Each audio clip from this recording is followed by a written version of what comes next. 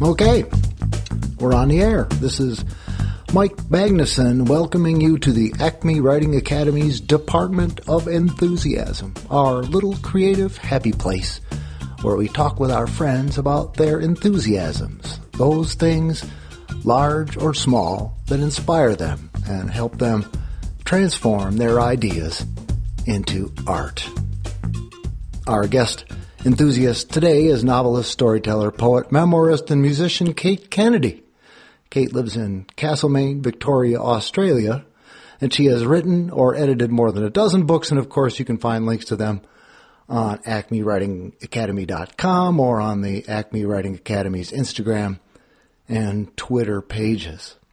I've been teaching with Cate in the Pacific University MFA program for a couple, 3 years now. I'm not sure exactly. I remember she kind of wandered into our midst one day and turned the great thing we already had going on into something that was even greater. And I can say with confidence that if you want to talk about an enthusiastic person, Cate Kennedy would be that person. And I can attest from firsthand observation that she is a swell karaoke singer too. So how are you doing today, Cate? I'm pretty good, thank you, Mike. How are you going? Well, I'm staying out of trouble. It's getting cold up here. You're probably in the summer. It's getting hotter every day here, that's right. Oh, man, that's where I want to be. I want to be where it's warm and everybody's nice. It's strange, we have this different way of having Christmas over here where it's usually 40 degrees Celsius, so around like 100 Fahrenheit.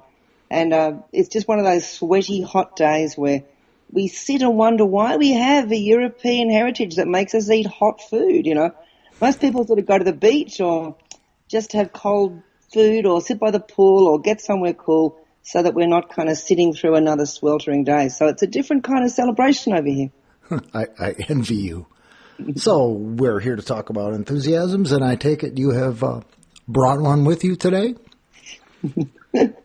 I certainly do have some enthusiasms, and mine are a bit strange. I don't think they're unusual, but I think maybe they certainly seem strange to people that I'm sitting in the car with when I say, "Wait, there's a yard sale, we have to go in there," kind of stuff. So my enthusiasms are kind of like ephemera and bric-a-brac and things that seem like junk. I love to come across things that I don't know quite why I want them, but I have to have them. That's my thing. So what kind of things you're talking about? It could be anything, large, small, could be what? Anything. It's like the thing that you think you're browsing for that you didn't know you wanted, but you suddenly see it and that's the thing you want. And it can be the oddest thing ever. It can be one time at a church kind of yard sale, I bought a ventriloquist dummy, for example. I don't know.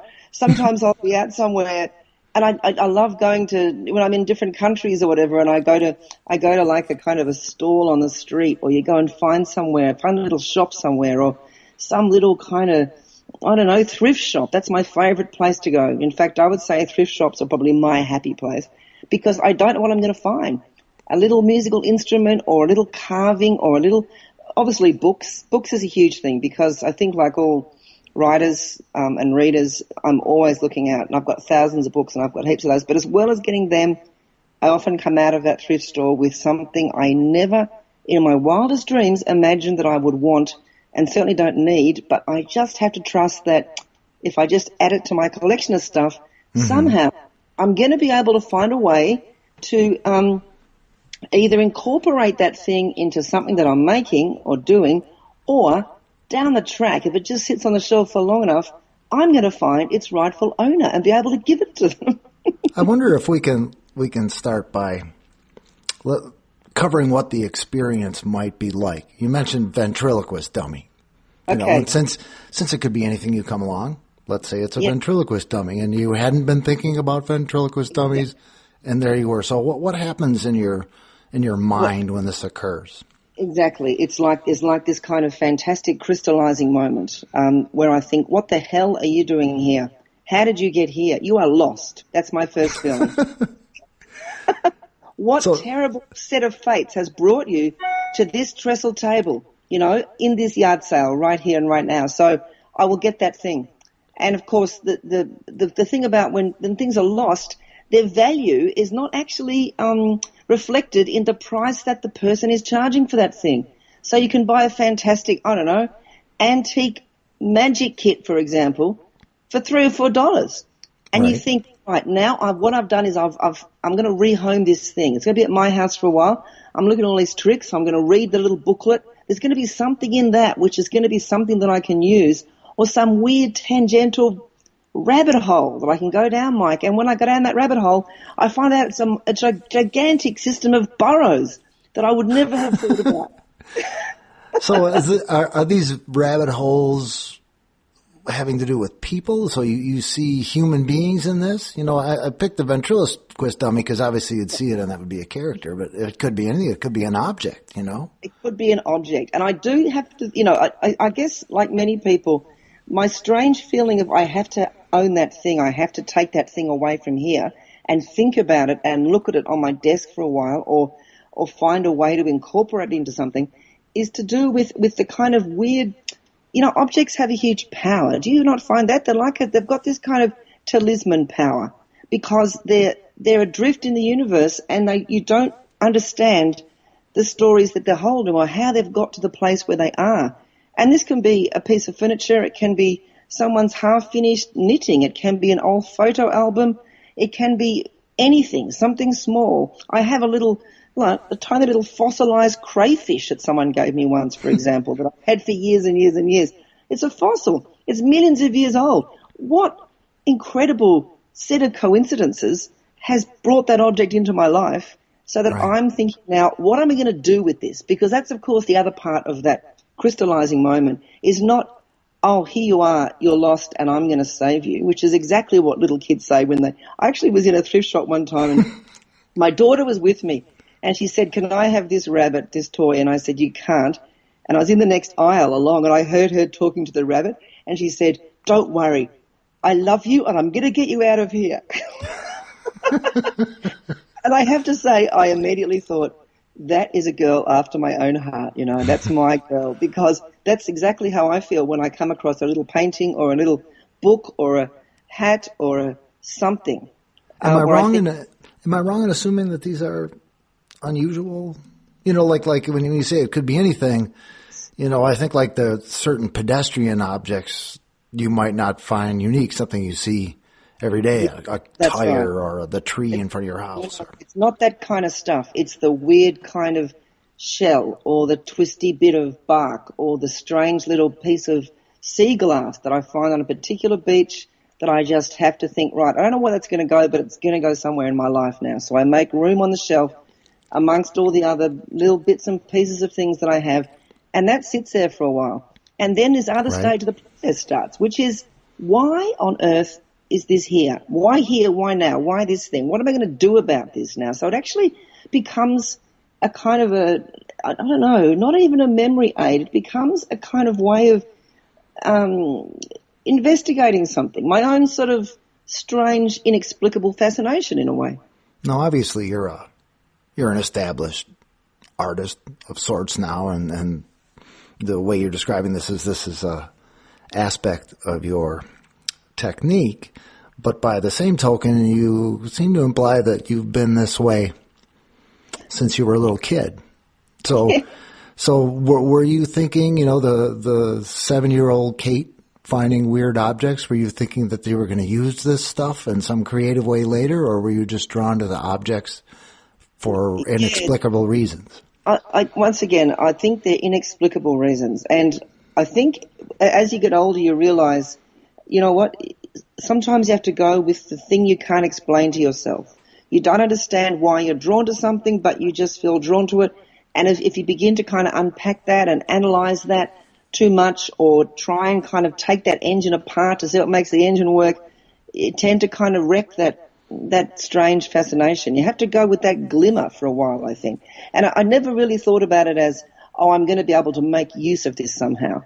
It's what's happened more recently since I've become the huge kind of collector of things as a child, as a teenager, and as a young person, is I've found, as I've kind of done more things like, you know, for example, when my parents died, I had to kind of empty out their house. I'm sure that's an experience of many people. Absolutely, yeah. Very hard thing. It's full of objects, and you have to look at this stuff and think, how much of this actually has any meaning? Even though it's been in my life and it's my mum's collection of beautiful china, cups and saucers or something like that. Right. Let it go. Cut it loose. It doesn't have any meaning. But the things that do have meaning, it's very interesting to look at what you go and pick up that paperweight though, because that has a strange kind of pull for you, because it has that talisman pull where you remember some story attached to that thing and you understand its sort of strange power of containing that story. You have to kind of do it justice somehow. And I've noticed of late that I've actually begun to collect things which are not even objects, but they're more little snippets and anecdotes and other people's stories, and they're the things that are settling now in some sort of mental shelf. And that's when I am writing, that's what I find myself thinking, I want to do that little anecdote or that little story or that little fragment justice and somehow pull that into the mix and put that together somehow. That seems a remarkably freeing way to work, very associative and fun. And yet, my experience, being educated as a writer, which, despite that I'm from a, provincial United States, was fairly classical in its nature, learning the nuts and bolts. You have to know the nuts and bolts before you're allowed to create. Yes. Whereas your method seems to be you learn how to create and then you find the nuts and bolts to work with them. That is what it's like. Yeah, you're quite right. It's like a sense of, as well as knowing those nuts and bolts and knowing that there's technique. And of course, it's a little bit like when you're sitting in school and you think, I've got the right answer, but what's the question kind of feeling. That I don't want to go down that particular rabbit hole too much. What I've learned to trust is the one that I'm drawn to on some other emotional level that I actually can't explain to myself or come up with the right answer for why this is going to be, A, B, C, D, E, F, G. I've just kind of discovered that maybe this is just me, but I don't think my brain works in quite that way. I think my brain does more sort of A, F, F, G, Z, B, O, O, P, 7. Like it does. You know what I mean? It just seems like it's a conglomeration of things, an assemblage of things. And when I think about this idea of assemblage, it soothes me in a big way, because all I'm doing in my collecting is a strange, inexplicable assemblage of things. Like the way people put together a collage of things, and that if you say to them, well, why does this bit of stuff go here and that goes there? They say, I don't know. It's not like I have a right answer for it. It just feels right to go in this particular assemblage here, and I can step back at that and look at it, and sure, I can see what I've got, but right. I like the things that I've accidentally revealed to myself, Mike, more than I like the things that I've woken up with a fully formed idea in my head that seems a logical, sort of ordered progression. Now, this is the question that comes up when you say that. You describe it in a collage-y sense. So I think if somebody hadn't read your work, they would assume that it is, fairly avant-garde. Maybe that's not the right word, but experimental, all over the place. Yep. Yet you write with an incredibly strong sense of character and time, and you are a fairly traditional storyteller in certain ways that is driven by something that seems like entirely opposed to that. Yeah, but how you get there, how you get to that precision, because what I try and work out for myself is, you've got so little control as a writer in terms of the way that your reader is using their own kind of stories, their own lives, their own experiences to react, bring their own emotional game to the table when you're in that zone between the two of you. I find that really interesting. I don't have any control, but I'm trying to get as precise an impact as I can make. Do you know what I mean? You want to give someone the jolt that something has given you, and you've chosen this form. You've chosen language as your form, so you've got to try and bring everything you have to try and make that jolt. I am really convinced that has to be as emotionally based as possible rather than intellectually based as possible. I don't think tying something to a chair and trying to, whip a confession out of it is going to get me to the kind of story that I most want to write. You know what I mean? And I'd certainly have a strong work ethic, and I am always striving for a kind of a structural form which feels satisfying to me. But that's in the making of something, Like if I was to make something, I'd want to make it as well as I could. I hate things feeling unfinished. And that gets me back to the desk to think, that thing is just nagging at me. That thing is pulling at me. And I can't quite work out what, but I want to make it, when I finish it, as finished as I can make it, to try and make that effect as precise as I can. But the place that thing comes from, if I don't kind of accidentally reveal to myself what it is that I've been thinking about, then I can't expect that my reader is going to have the same, at first inexplicable and then perhaps a surge of understanding. Right. You know, we talk that sense of epiphany in reading, and I think a writer has that too. I don't know if you find that with your work, but sometimes if you're actually writing, you feel as you're going that surge of understanding that you hope a reader is going to have as well when they come across that same thing in the text. And that to me is, I know I'm on the right track then, because I know that what I've written is going to feel alive and full of, even to say the word surge of understanding or recognition gives me a sense of the kind of energy that I want. That energy feels kind of organic and unmanufactured, you know? Right. So if you have a number of objects in your study, and our audience can't see it, but there are a number of weird objects in your study, and you must have different things that you associate with each one that maybe you're going to use later or you've already used, but yet you talk about being pulled back to your work and wanting to finish it. Do you have by that, do you mean you have a number of different little snippets of projects going on at once, and then you get back to one and pull it together? Or does it come, is that how you work? Well, yes, you know, my sort of began my writing career as a poet, and then I kind of became better known as a short story author. So I guess that making the little small things, finishing off the small things well, I've always found that is more kind of associative and a bit more kind of analogous, I guess, with having a collection of tiny, small, hopefully gem-like things on the table rather than some enormous. I haven't built a house. I've just built a shelf of stuff. Do you know what I mean? Right.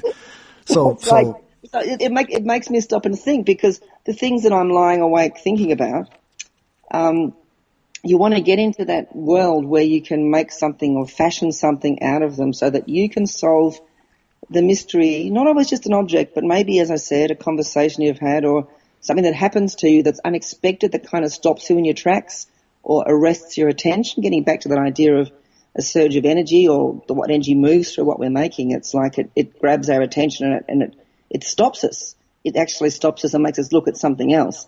You want to replicate that experience for a reader. And I don't even, you know, sometimes I don't even know what I'm going to be.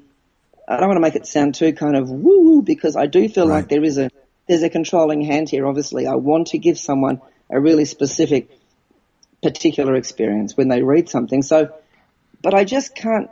You know, before you were saying when you're a little kid, did you find yourself collecting things? When you're a kid, you think everybody thinks the same way you do. Do you have that feeling? That's true. That is true. Yeah. Adolescents thinking everyone has a world which is like this. Everyone thinks that when they park their bike at school, you put it next to the bike which is the same model, because somehow on some level those bikes are going to be having their own sentient conversation with each other during the day when I'm in school. Now that's crazy.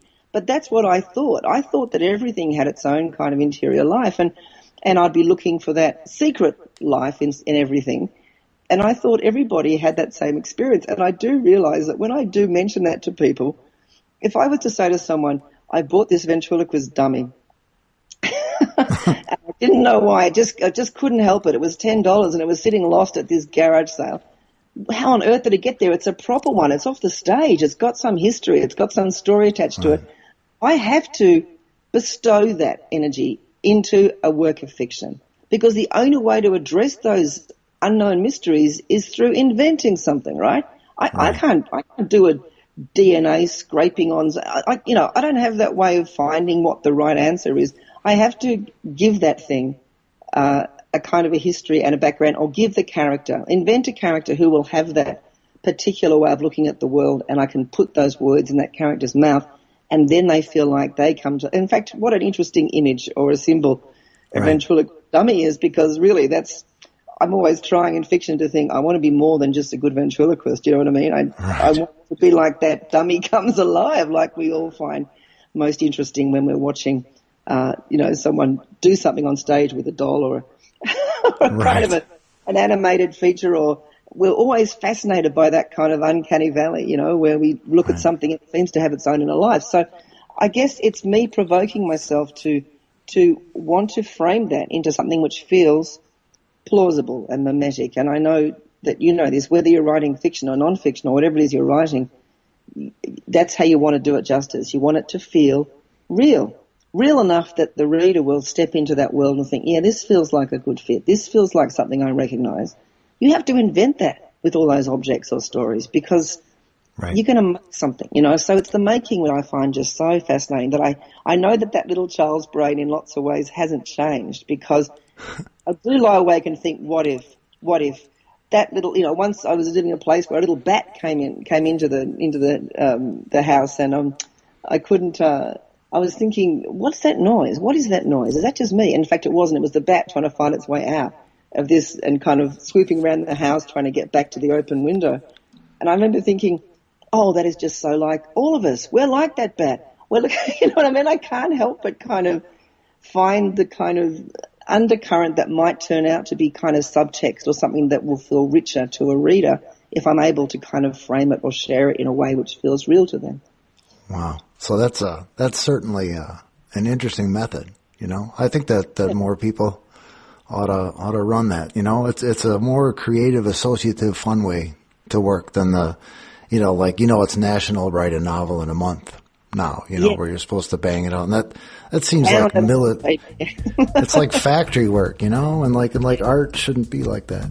At any rate, we have run short on time, so I want to thank you, Cate, for taking the time to be with us today. And I love chatting with you, Mike. Anytime. It's great. Some other time we'll have you back. And this has been Mike Magnuson for the ACME Writing Academy. I wish you all safe travels and happy writing.